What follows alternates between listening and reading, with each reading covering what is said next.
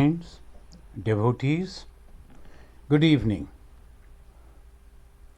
Today we will study the Panchama Veda, the Gospel of Sri Ramakrishna. Let us begin as usual. Tava kathamritam tapta jivanam kabibhiritam kalmashapaham sravana mangalam srimadatam bhuvi gnanti e bhurida janaha. Today we shall read from the account that the Master Mahashaya has given. It was Sunday, October 5th, 1884, English Gospel, the page 590. And here we find Sri Ramakrishna. He was sitting in his room after the midday meal with M. Master Mahashaya, Hazra, the elder Kali. Elder Kali, another Kali was there to differentiate. Then Baburam, Ramlal, Hari and others. Some of them sat on the floor and some stood about.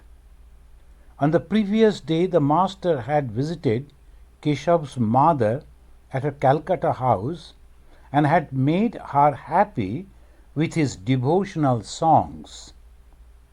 Hazra had been living with the Master at Dakshineshwar a long time. He was a little conceited about his knowledge, proud about his knowledge, and even criticized the Master now and then before others. Again, he would sit on the veranda of the Master's room and tell his beads with apparent concentration. So this is a character, the God in the form of Bhagavan Sri Ramakrishna, the perfect. He is inside the room. Just outside there is another person, is hypocrite, we can say. The hypocrisy, he is showing that he is concentrating, but he is not. He is counting the beads, but he is not that way devoted. So that is the two different picture we find from here. So one should be very careful that those who are little hypocritic, their behavior are very attractive. The majority of the people, those who don't understand what is reality, what is truth, they are attracted to those people who are showing up. So here we find that two pictures the Master Mahashaya graphically given. That is, one is inside Sri Ramakrishna, no show up, but the God himself, and another person just very close to him. He is completely different. Now, Sri Ramakrishna, the Master's room and tell his beads and prayer. He spoke slightingly of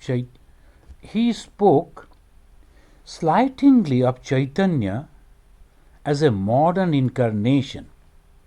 He would say, God gives not only pure devotion, but also wealth. He has no lack of it.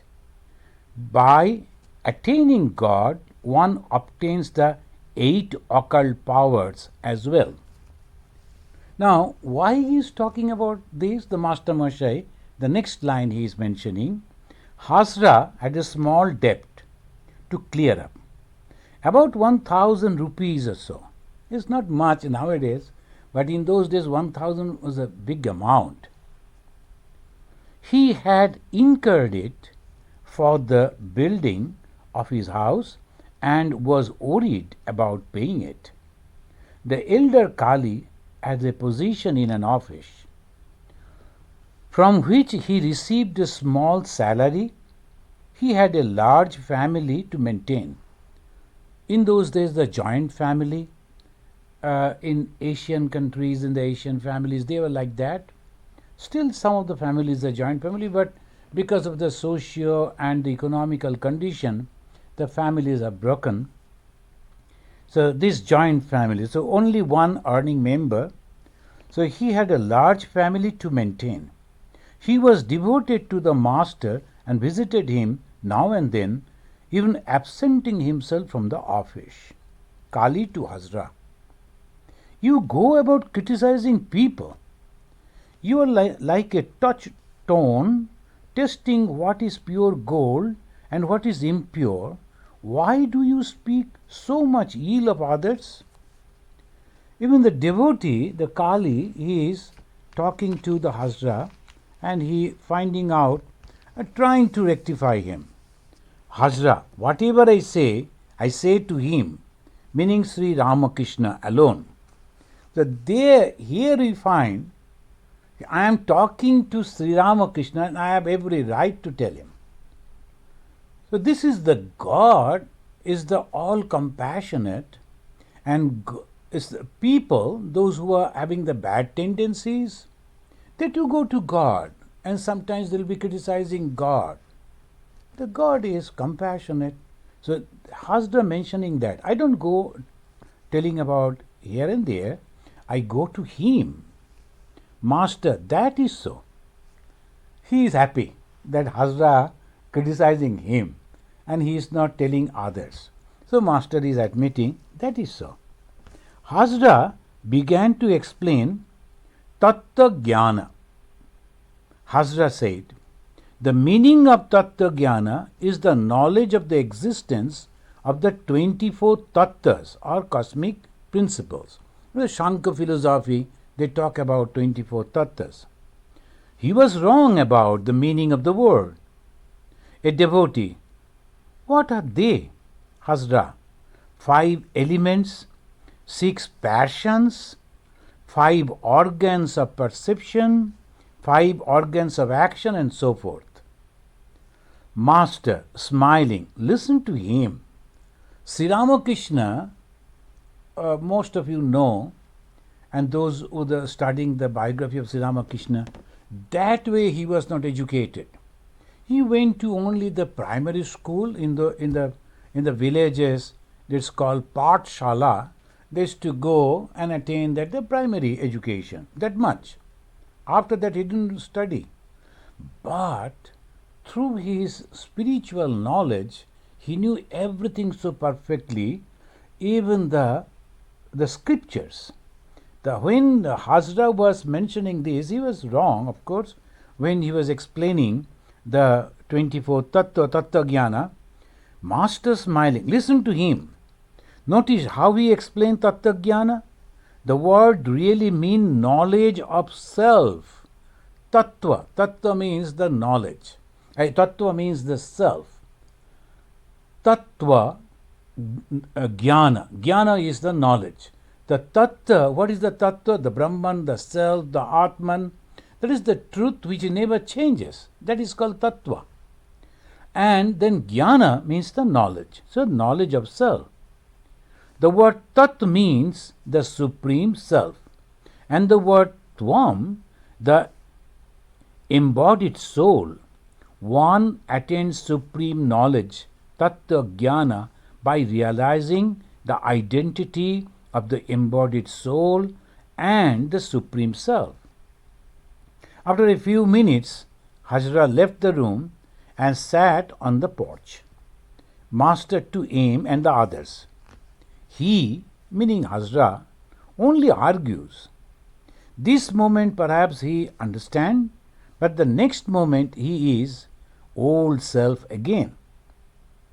When the angular hook a big fish and find it pulling hard, he releases the line, otherwise it will snap and the angler himself will be thrown into the water. Therefore, I do not say much to him.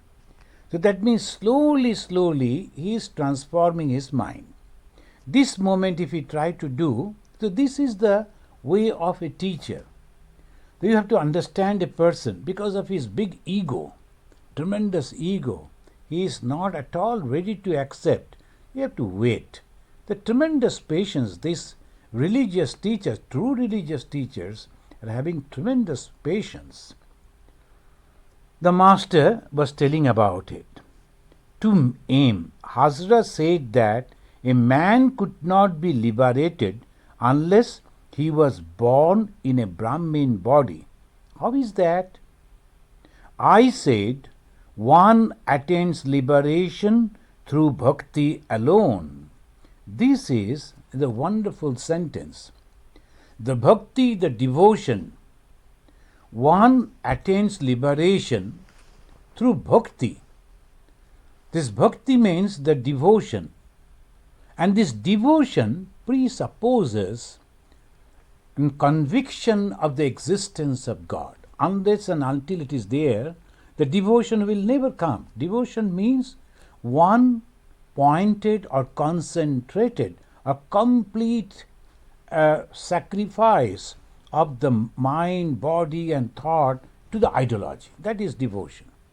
How that is possible?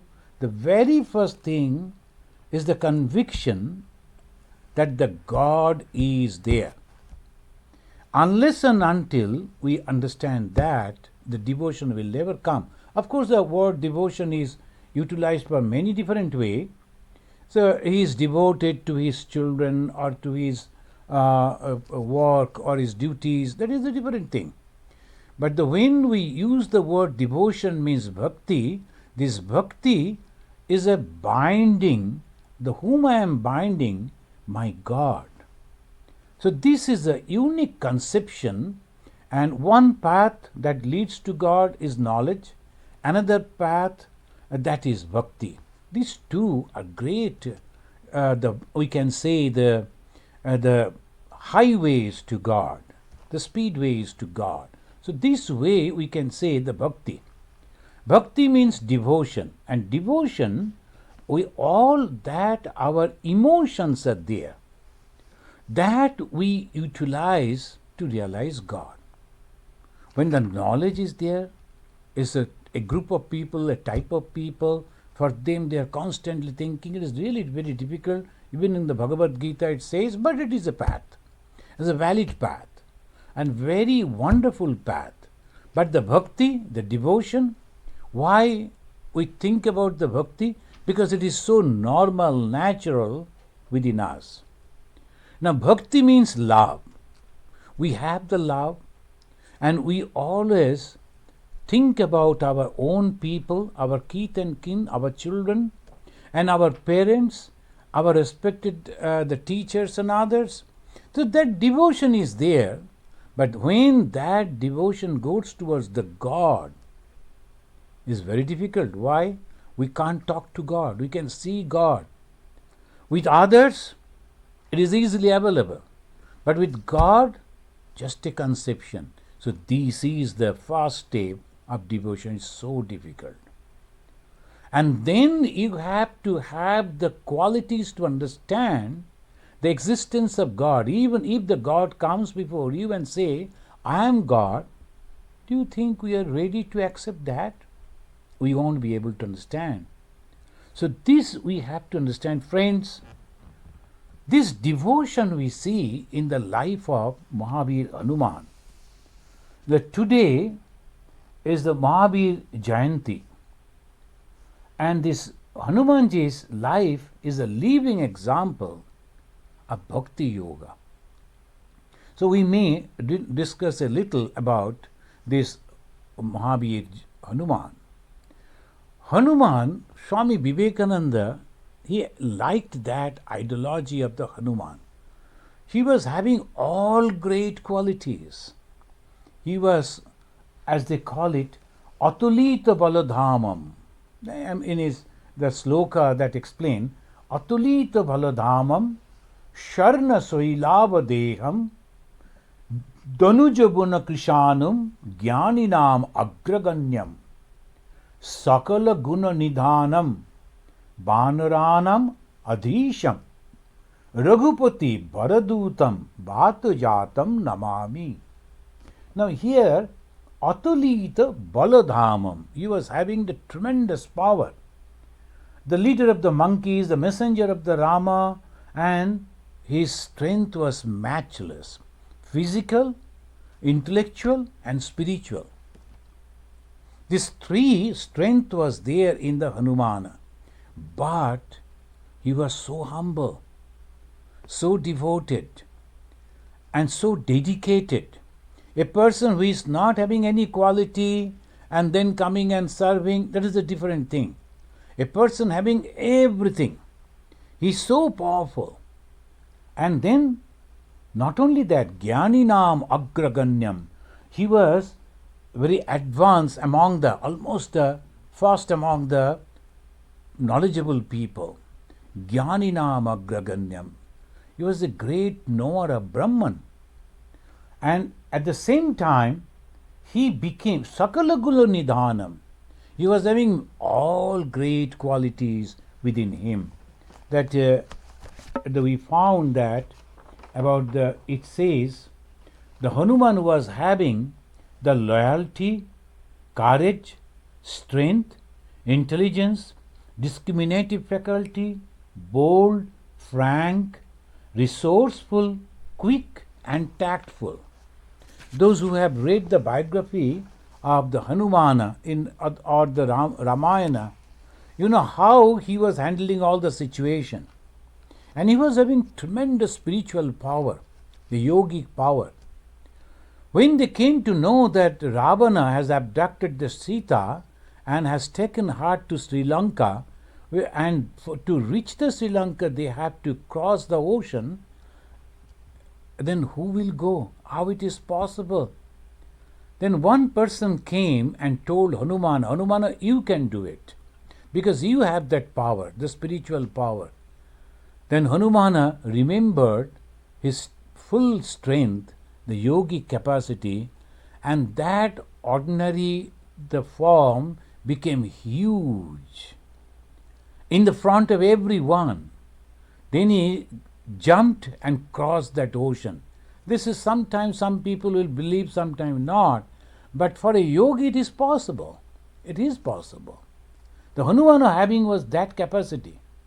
Then on the way he had to face so many problems. He solved himself immediately, quickly. Then he reached to that place, the city, and he was going on searching Sri Sita. And when he was searching the Sita, first he went to Ravana's palace and he saw well-dressed ladies. Immediately he discriminated, no, it is not possible. Leaving Sri Ramachandra, Sita cannot dress like this. She must be a suffering personality now. I must find out her somewhere else, not in the palace. So inside the palace he searched Sita, and then he understood Sita cannot be here. When she has lost Sri Ramachandra, she must be all the time meditating on Sri Ramachandra and practicing austerity. See, this is called discrimination. Then he started searching in other places, and when he found Sita, Sita will never look at any other, the male body. The Hanuman understood that. Then what he did, first he dropped the ring that the Ramachandra gave him to show it to Sita. He dropped the ring from the top of the tree to attract the attention of the Sita, and Sita plucked that, and then she was wondering, how come? She knew that that was the ring of Sri Ramachandra. She was wondering, looking here and there. Then he appeared. Why the first appearance? Suddenly if he goes and say that I am Hanumana, I am carrying the message of Ramachandra, Sita will not believe him. So obviously this shows that how intelligent he was. When you have to perform a work, you must also have the intellect to understand how I should perform this work. So the yoga, karma, sukhaushalam. They say yoga, what is that yoga? Karma sukhaushalam. The action that you are doing in a perfect way and you become successful, that is called yoga. Yoga, that union, that is your mind, and mind should be always trained to this. Hanumana was so perfect in this, and he approached to the Mother Sita, then explained everything. Then he thought, I should give a hint to this Ravana and his followers how powerful Sri Ramachandra is. They are challenging Sri Ramachandra. Well, let me show only one follower of Sri Ramachandra can do the havoc. So he started burning the whole city. He went and met Ravana and had a dialogue, tried to convince him. All those things were over. Not that immediately he started burning. No. So this he gave the opportunity to take their proper decision. They could not take. The Ravana made the mistake. We can see in the characteristics of the Hanumana, he was doing everything perfectly. And he was arrested. He actually went and surrendered. Then they took him to the Ravana. And then he had a dialogue with the Ravana. He tried to convince Ravana that it will be a great problem for the whole civilization of the Rakshasas if they are challenging Sri Ramachandra. And then afterwards, he thought, I must give them a show so they can understand how powerful Sri Ramachandra is. If one soldier of Rama can be so powerful, so obviously they will be afraid. To break their confidence, he started burning the whole Sri Lanka. The Lanka, the Dahana that we know, he burned the Lanka all alone. That shows his great power, his confidence, and at the same time his intellect. He wanted to make his Lord Sri Rama the great, but how he did it? This is one. Now friends, you'll be wondering that the first meeting that we find in the Valmiki Ramayana, this Ramachandra and Hanuman, that is a god and his devotee. And this we find over here, the Hanumana's father was Keshari. Let me give I found in the Ramayana, Hanuman's father was Keshari, and that's why he is also known as, Hanumana is known as Keshari Nandana. And Keshari was the king of Sumeru, and his father was the great Brihaspati, the teacher, the guru of the gods. So that was his lineage. Hanumana's mother was Anjana, and she worshipped Shiva for long 12 years to have Shiva as a son. That is always the Swami Vivekananda's mother. She also worshipped for many, many years, almost 10, 12 years, to the Shiva, to get Shiva as her son. So this Anjana also did the same thing. It is said that the great king Dasharatha of the king of Ayodhya performed Putra Kama Yajna. To get the son, the progeny, they used to perform the yajna. The power of mantra, it is there. Sometimes we think it is not, but it is. This is the power of mantra. Then when you talk properly, when you utter properly, the effect is there. Anyway, they performed the Putra Kama Yajna with the help of the famous rishis. At the end, he received the divine pudding from the gods. The king Dasharatha distributed that pudding among his 3 queens. Accidentally, a drop of that pudding slipped from the hand of his second wife, Kaikeyi, and the bird swiftly picked it up and then flew. Indra, the king of gods, noticed it. Then he asked the Pavana, the god of the air, to protect that divine pudding and deliver that to Lady Anjana. Like Sri Rama and his 3 brothers, Hanumana also was born with the divine blessings. As Pavana delivered that divine pudding to Lady Anjana, her son became also known as Pavanaputra. The Hanuman is known as Anjaneya because the mother's name was Anjana, the Anjaneya. Then the Keshari, Nandana, his father was Keshari, and also Pavanaputra. We find that at the end of the Ramayana, to offer the salutation, all the devotees, they always say, Om Sri Sri Sita Lakshmana Bharata Shatrughna Hanumat Sameta Sri Ramachandra Parabrahmane Namaha.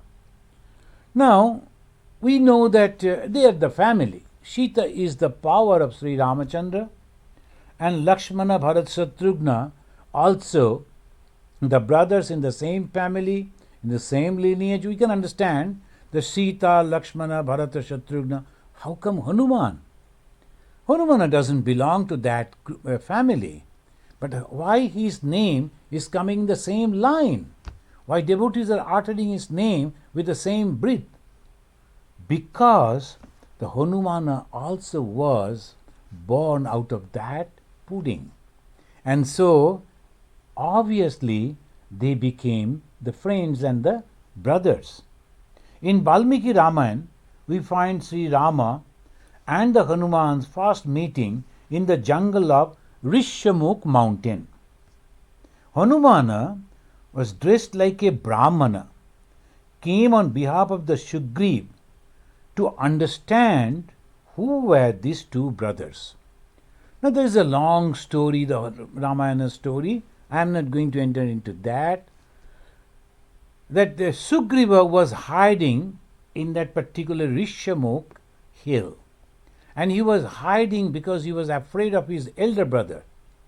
So that is the reason he was there, and his friend and minister was Hanuman. One day they noticed that two human beings, that is our Ramchandra and Lakshmana, they are coming through the jungle. From the top of the mountain they noticed it, and they were afraid. So who are these people? And they were so powerful, and their arms were powerful. So the Sugriv wanted to get the idea about these two persons, so he sent Hanumana. Now Hanumana came dressed like a Brahmana. Why? Because in those days, even today, if you are wearing a monk's dress or a Brahmana, then usually people will believe you and they will never hurt you. Whatever happens, that is the tradition, wonderful tradition of India.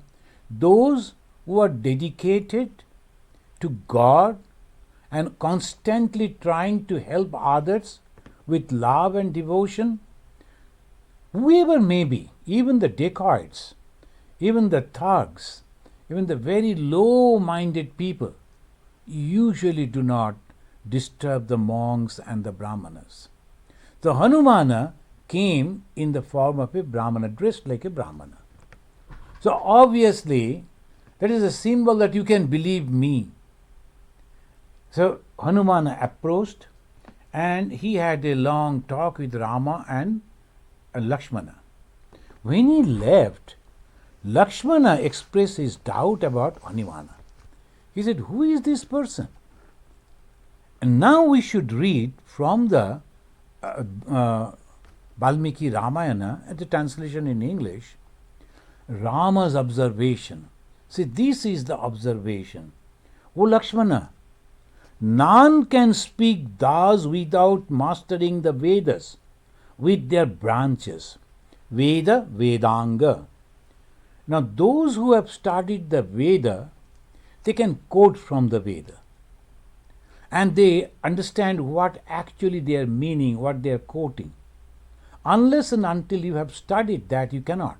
They will quote from the Bhagavad Gita or the Bhagavata or other books like that, the Upanishads like this. Veda means Upanishad. So when you are quoting, obviously you are mastering that, and as a Brahmana, as a righteous person, as a religious person, you are supposed to know your scripture. You are supposed to quote from there when you are having the dialogue. So this is what the Hanumana did, and Ramachandra observed.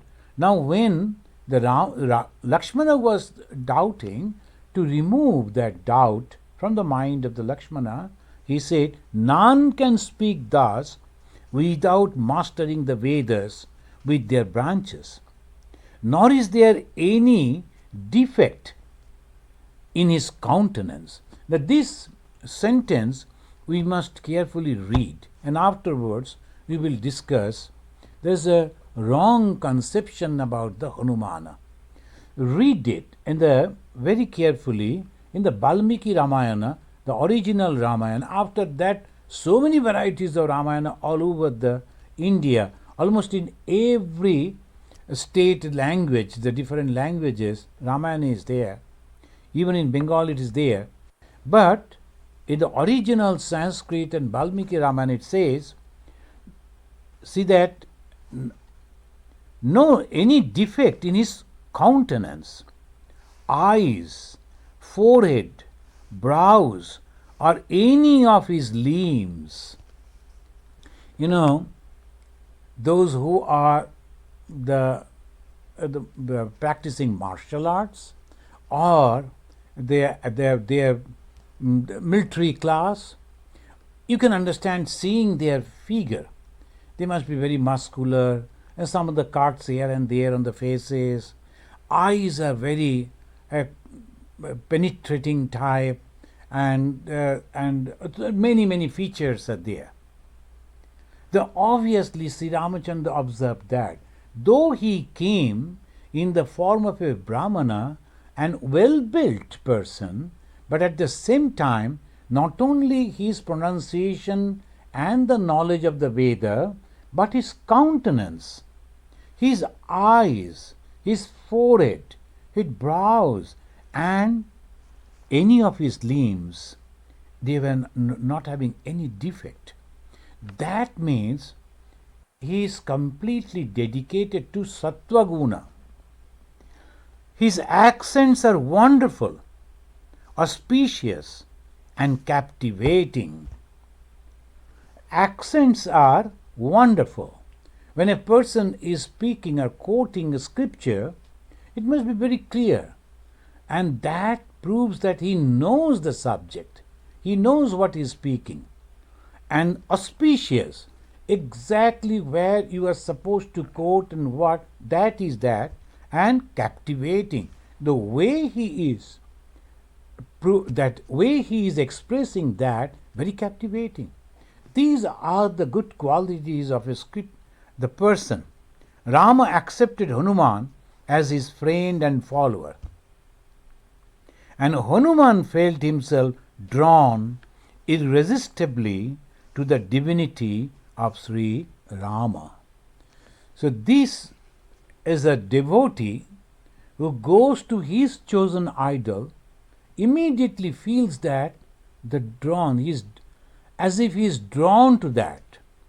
Among the Hindus, so many gods and goddesses are there. Some are very, very close to Shiva, Lord Shiva. Some are to the goddess Kali or Durga, or Sri Ramachandra or Krishna or Ganesha.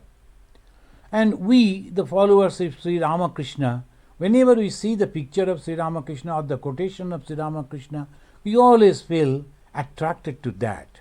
Why? Because that thought wave, it shoots me. The Sri Ramakrishna's thought wave, all are giving the spiritual teaching. All are leading us or helping us to grow spirituality. But the way they are conveying it, that wavelength that reaches, and I find, this is perfect for me. I will never be happy if I go to something else. Here, let me tell that though it is not in the subject that we are studying now, but it is sometimes when Sri Ramakrishna said, all paths are leading to the same goal, jato mat tato path. What does it mean? Do I have to change the Hinduism to Islam or Christianity or Buddhism? No. That means I have accepted Sri Ramakrishna as my idol, and his thoughts, his wavelengths, and that is matching with me. I like that path, but it doesn't mean that I have to denounce or criticize others. That is it. When Sri Ramakrishna says all paths are leading to the same goal, one gentleman was telling, why not then convert yourself into Christianity? Let the whole world become Christian, then there will be one God and one religion. I told, no, it is not possible. As the 5 fingers will be different, but at the same time, the hand is helping the same way, though the paths are different, God's names are different, processes are different, practices are different, but all religion is helping to grow to divinity. The humanity should become divine with the help of the religion, though in name outwardly different. So this is Ramachandra. The moment he appeared before the Hanumana, immediately Hanumana felt, oh, this is my God. So why not others? Hanumana only practiced all those qualities that Sri Ramachandra was practicing. The when Hanumana was talking with the Ravana, he expressed all those. Now this is Hanumana, as Sri Ramachandra saw, that he is perfect in his figure. How it is? When you look at the picture of Hanumana, we see that it's a different, completely different picture. Why we can't have the picture of a human, normal human being? Because we thought, and very wrongly thought, there is a monkey, that the animal that we see on the trees. It is not at all. It's a great mistake. And this Hanumana, the Banara civilization, was vast and very prosperous.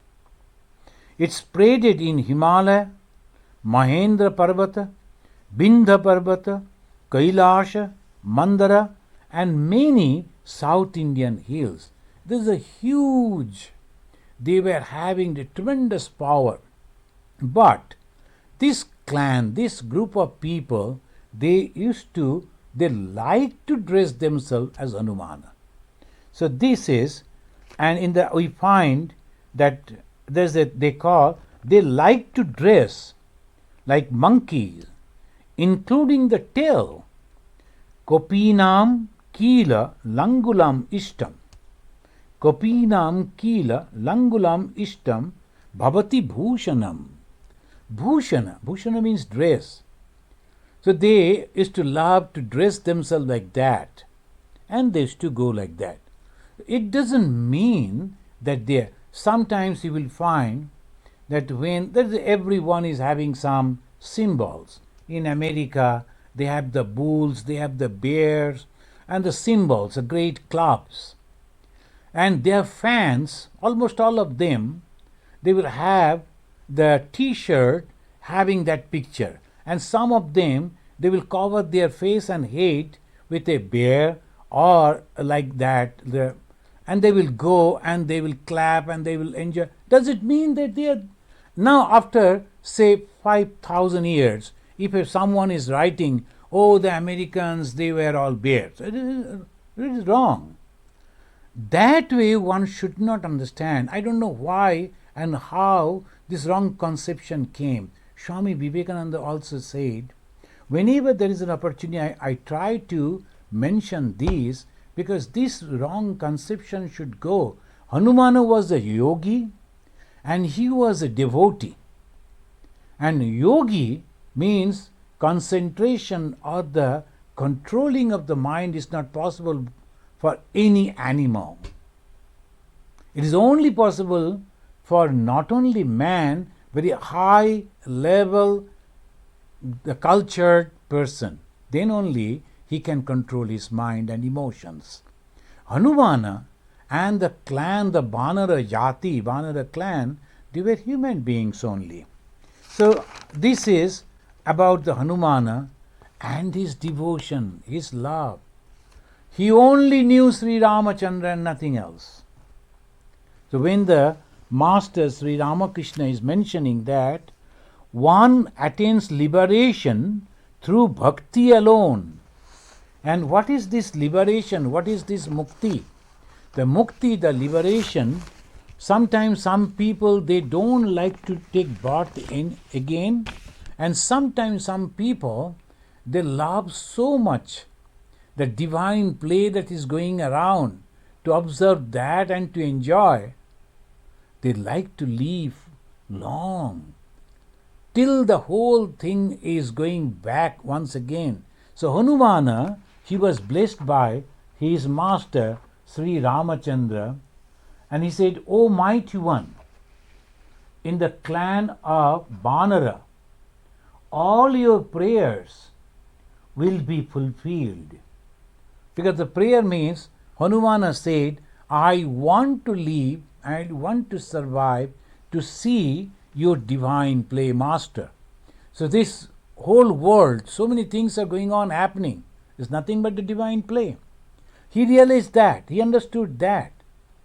But at the same time, he wanted to keep himself in a distance. So Dvaita Bhava, Advaita Bhava, merging with the God, merging with the Supreme, and forgetting about the self.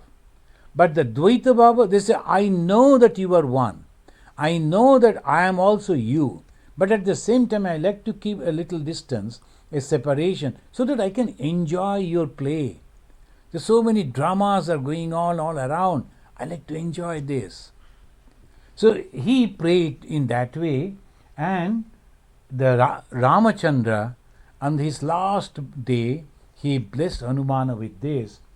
O mighty one, in the clan of Banara, all your prayers will be fulfilled. As long as my name will remain in this world, so long people will devotedly remember you. As long as my name will be there in this world, you will be remembered devotedly by the people. Yatra yatra Raghunatha Kirtanam, tatra tatra Kritamastakanjalim, Bashpabari Paripurna Lochanam, Marutim Namata Rakshashantakam. Head bent, palms folded in adoration, and every place, he frequents every place where Rama's name is glorified. He is still living, and wherever people taking the name of Sri Ramachandra, he is present. Devotedly, if you are taking the name of Rama, he is the carrier of the messenger. He will come and he will. And Swami, the Brahmanandaji Maharaj, he saw the Hanumana came and sat, and he was listening to the Ramnam. In Belur Math, they were having the Ramnam, and Maharaj, the Brahmanandaji, the first president of the Ramakrishna order, he introduced the Ramnam. The mostly South and North India they do. Eastern India it was not so much, but in the Ramakrishna mission, Brahmanandaji introduced the Ramnam, and he said, you must keep a separate seat. But we keep the photo and we offer food to the Sri Ramachandra. But Brahmanandaji saw Hanumana came, he sat in one corner. He was also listening to the name of God, his beloved God, Sri Ramachandra. And naturally, Brahmanandaji saw it and then introduced, you must offer a seat respectfully, and also food for Hanumana. Hanumana was nothing but the Rama in different form. He opened his heart and showed that it was nothing but Rama. It is an allegorically, it says, but in reality, when a person is going on devotedly taking the name of his idol, he transforms into that. Sometimes they saw his mother transform into Sri Ramakrishna, Ma Sharadamani Devi. Sri Ramakrishna, that one disciple, he was worshipping his guru Swami Vivekananda. And he used one vessels, a utensil that used for Sri Ramakrishna's puja. And that time, very austere and very devoted, Premanandaji Maharaj was there. Swamiji told his devotee, don't do it. If Premananda sees that, he will scold you. But when almost he finished, Premanandaji entered into the room, and Swamiji immediately said, look, this fool, he is worshipping me, utilizing the utensil that you use for Sri Ramakrishna. What was the reply of the Premananda? He said, are you different? Sri Ramakrishna and you, Vivekananda, you are all both the same. So this Ramachandra and Hanuman, though they are separate, but at the same time, Hanuman was nothing but the Ramachandra. So it says like that. And friends, we are so happy that we could have some idea about the Hanuman. And today is the Hanuman Jayanti. Thousands of people, they are worshipping Hanumanji. And this Hanuman Chalisha is there. The 40 verses of Hanumana. The devoted people, they believe, if you chant that, then the Hanumana will protect you. This is Mahavir Hanumana.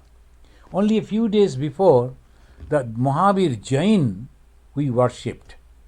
But that is a different cult, that is a different religion. Religion means a different path. That is Jain religion. And there, the god also is known as Mahavir Jain.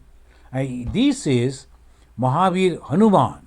Here the Mahavir, his name was Mahavir. And here the Mahavir is a title. Is a very powerful personality.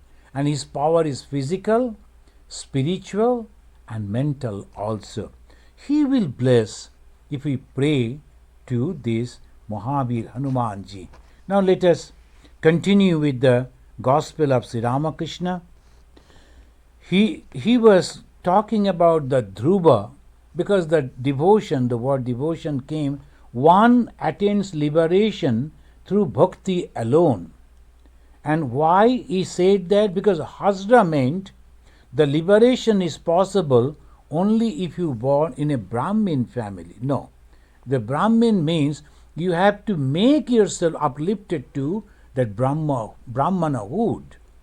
The Brahmana means constantly, one who can constantly think that everything all around is nothing but the manifestation of God or the Supreme Self, the consciousness. That is called Brahma Jnana. And that person who can constantly think and keep his mind uplifted to that spiritual level, he is only Brahmana, not by birth, but by karma. So that is the reason Sri Ramakrishna is telling.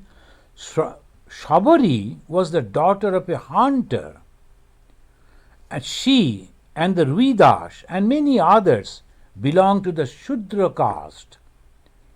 But they were liberated through the bhakti alone. So this is we have to understand. Now this Hinduism, some people they follow it, they understand it properly, and many they are making the mistake again and again. They go just blindfold. Devotion is good. Love for Hinduism is good. Love for an ideology is good. But not with closed eyes. We have to understand what actually it means. Who is a Brahmana? What the Shastra says. Some other day we can discuss about these caste systems of Hinduism. Now he recognized Dhruva's spiritual greatness, but not as much as he recognized Prahlada. When Latu said Dhruva had great yearning for God from his boyhood, I said that there was nothing greater than the bhakti that sought no end and had no selfish motive. This is very important. Bhakti has no selfish motive. When we go with all it's called the offerings to God, And if you are thinking, we are offering this to God so that we will get these. This is not bhakti. That's why Swami Vivekananda said, love knows no barter. We have to exchange. No, it is not possible. I am giving you these, in exchange you give me that. That is not devotion. The Sri Ramakrishna mentioned that. Hasra contradicted me. I said to him, a wealthy man is annoyed when a petitioner comes to him. There he comes, he says angrily. Sit down, he says to him in an indifferent voice, and shows that he is much annoyed. He doesn't allow such a beggar to ride with him in his carriage. So see how Sri Ramakrishna observed.